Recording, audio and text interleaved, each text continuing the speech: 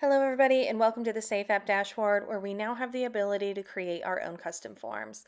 In this video we'll cover all of the basics and introductory information that you need to get your forms started.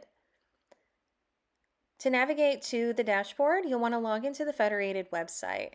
Once you've gained access, you can hover over Reports, hover over Safe App Reports, and then hover over Safe App Dashboard. Another login page will come up if this is your first time logging into the dashboard. You can use the same credentials as you use to access both the Safe App and the Federated website.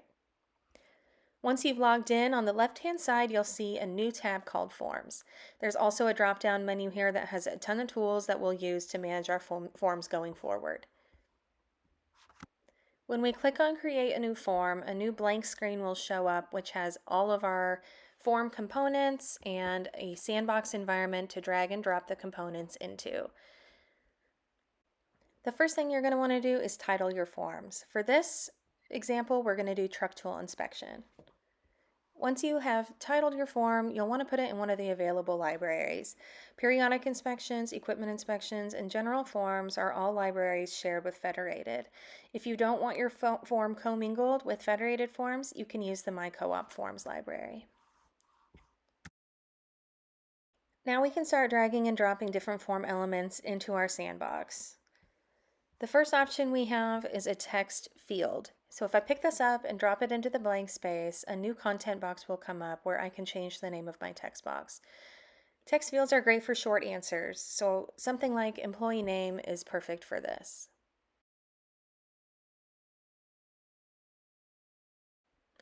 I can see on the right-hand side of the screen a preview of what it's going to look like, and once I like it, I can click Save. The next option we have is a text area. Again, if I drag and drop, I can change the title.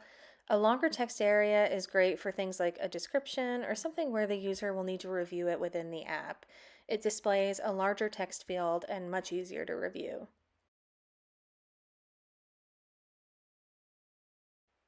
In the form builder, things read left to right, so this is a little different than in the app. We can select the preview function to see what the app user will see, and it's all vertical here.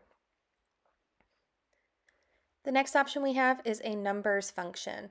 This will engage the device's numbers keypad and is perfect for things like a phone number, a zip code, or anything that is numerical in value.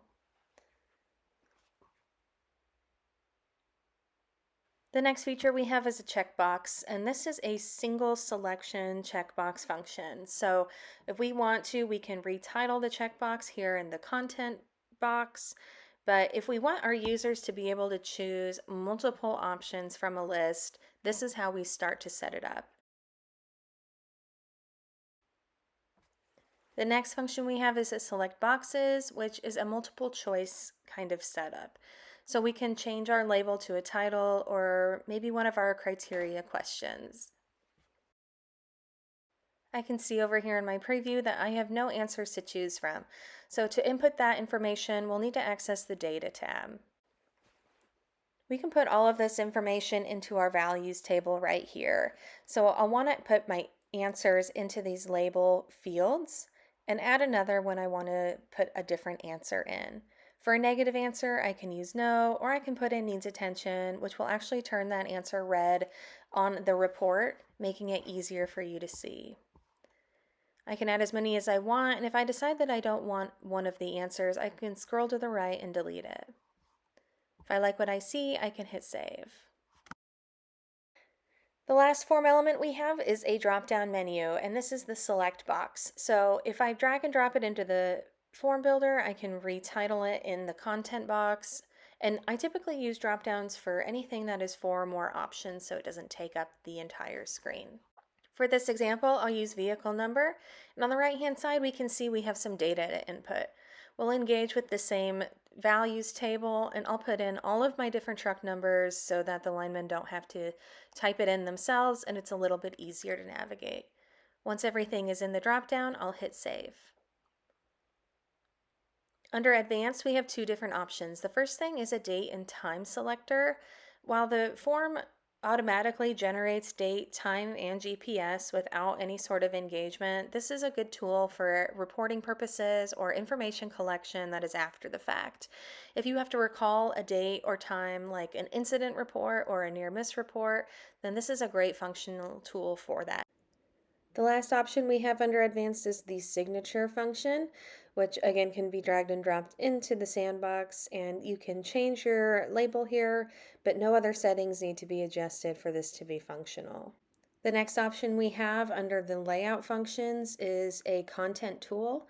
This requires no engagement from the user, but you can put in messaging or direction into this box and it will be a display only function in the app itself.